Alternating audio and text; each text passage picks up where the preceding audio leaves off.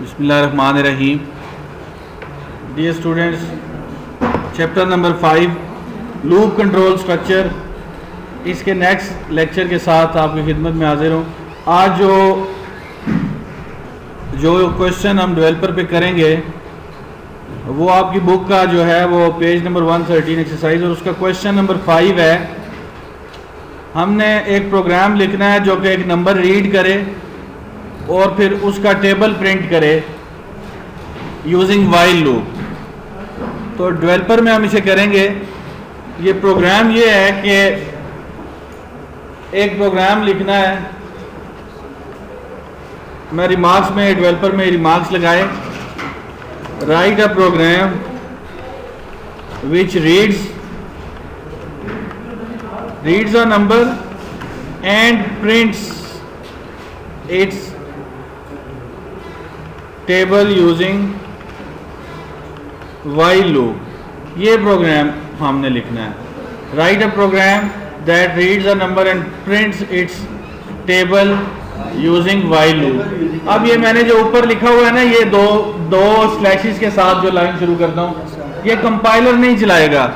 ये कंपाइलर जो है इसको इग्नोर कर देता है,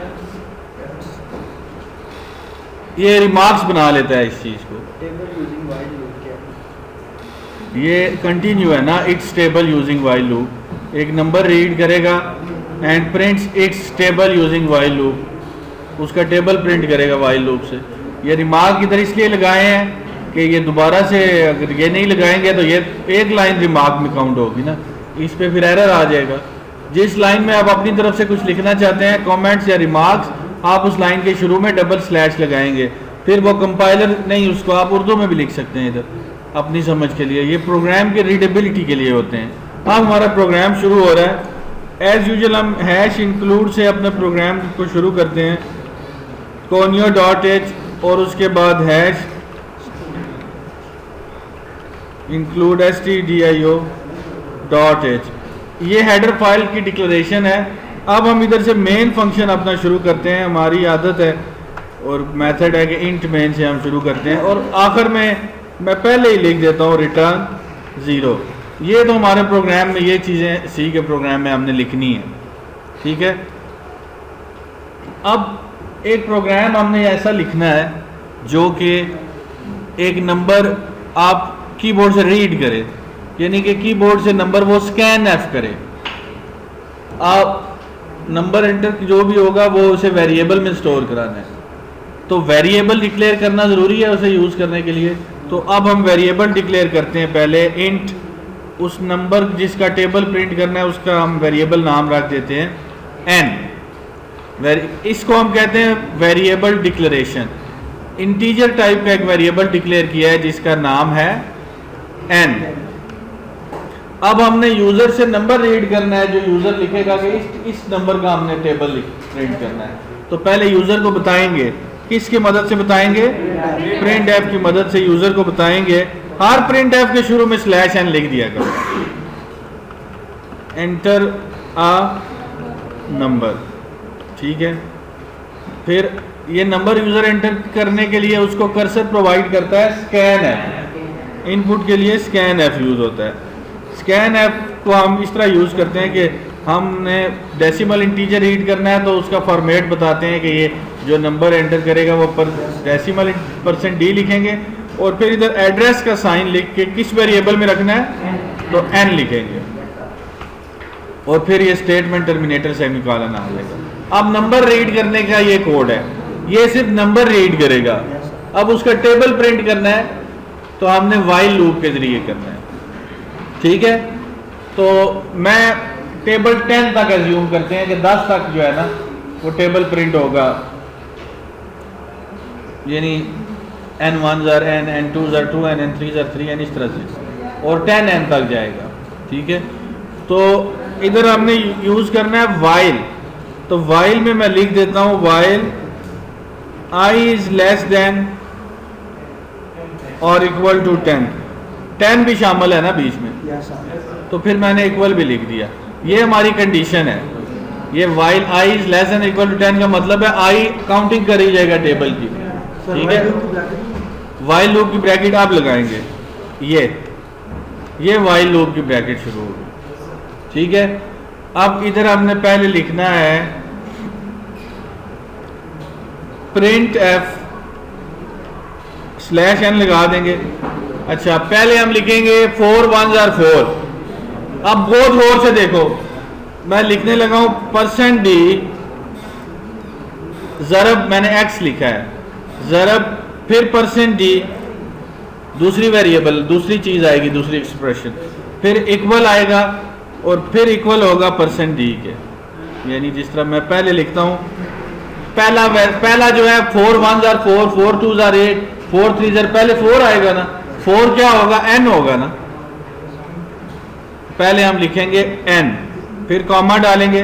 अब दूसरे %d में आएगा जो वेरिएबल i है, जो 1 2 3 4 5 6 हो रहा है, दूसरे में i आएगा, और तीसरे में इनका असले ज़रब प्रोडक्ट आएगा, यानी n मल्टीप्लाइड बाय i। अब एक चीज और हम भूल गए कि इधर से हमने i को भी डिक्लेयर कराना है, i is equal to 1, i 1 से शुरू होगा, टेबल 1 से शुरू करना है ना।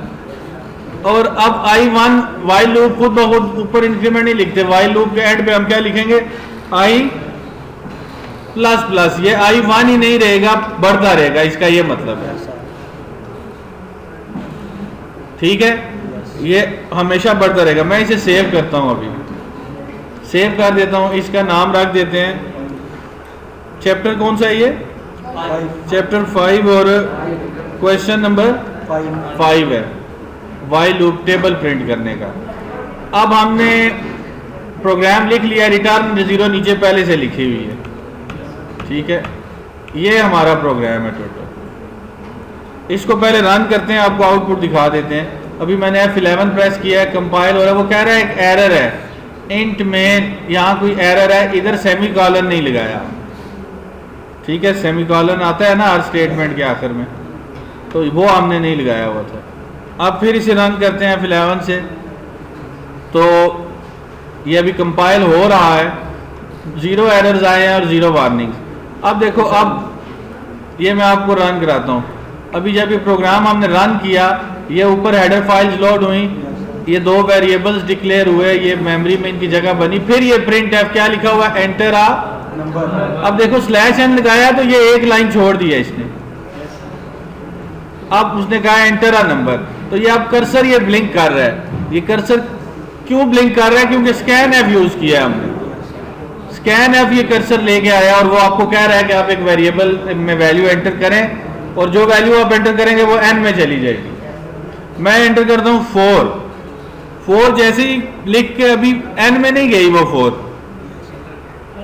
अभी वो 4 जो है एंटर के बाद जाएगी एन में, एंटर किया वो एन में चली गई, और ये देखें टेबल पूरा आ गया, 4 1s are 4, 4 2s are 8, 4 3s are, ये सो ऑन 4 का जिस नंबर का भी आप करेंगे उसका टेबल आ जाएगा। अब मैं आपको इसको समझाता हूँ ये हुआ कैसे है। सबसे पहले आई में क्या आ गया, और एन में जब हमने एंटर किया वेरिएबल में वैल्यू, तो एन में क्या आ गया, 4 आ गया। अब आई में 1 और एन में 4 आ गया। अब आगे हमारे पास आ गया वाइल लूप, यहां से ये कंडीशन चेक हुई, i is less than equal to 10। अब मुझे ये बताएं कंडीशन ट्रू है या फॉल्स है। i में क्या है, i में क्या पड़ा हुआ है, 1 लेस देन इक्वल टू 10, ट्रू है या फॉल्स, 1 10 से लेस है ना, या इक्वल है, कंडीशन ट्रू है ना, तब लूप के अंदर यहां कंट्रोल आएगा। वो क्या लिखेगा, पहले लाइन बदलेगा, ये लाइन बदल दी, ये वाली लाइन बदल दी।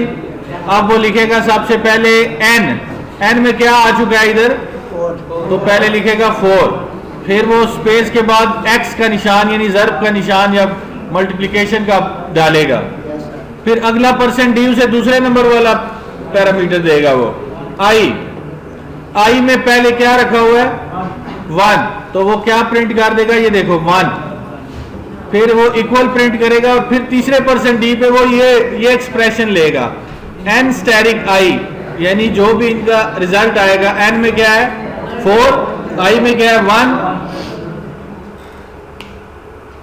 अब यहां पे मिला हमें आई प्लस प्लस। आई प्लस प्लस का मतलब आई की पहले क्या वैल्यू थी और अब प्लस प्लस होके क्या हो जाएगी 2 हो जाएगी। 4 कैसे होगी, अभी 1 है तो 1 के बाद 4 हो जाएगी। आई की वैल्यू हो जाएगी 2। अब ये लूप की आखिरी लाइन है ना, दोबारा फिर कंडीशन पे जाएगा, देखेगा I less than equal to 10, I less 10 से लेस है, क्या है आई 2 है, तो 2 लेस देन इक्वल टू 10 है, कंडीशन क्या होगी ट्रू होगी। अब फिर लूप के अंदर कंट्रोल आ जाएगा। अब स्लैश एंड लाइन चेंज करेगा, यहाँ पे ये लाइन चेंज की,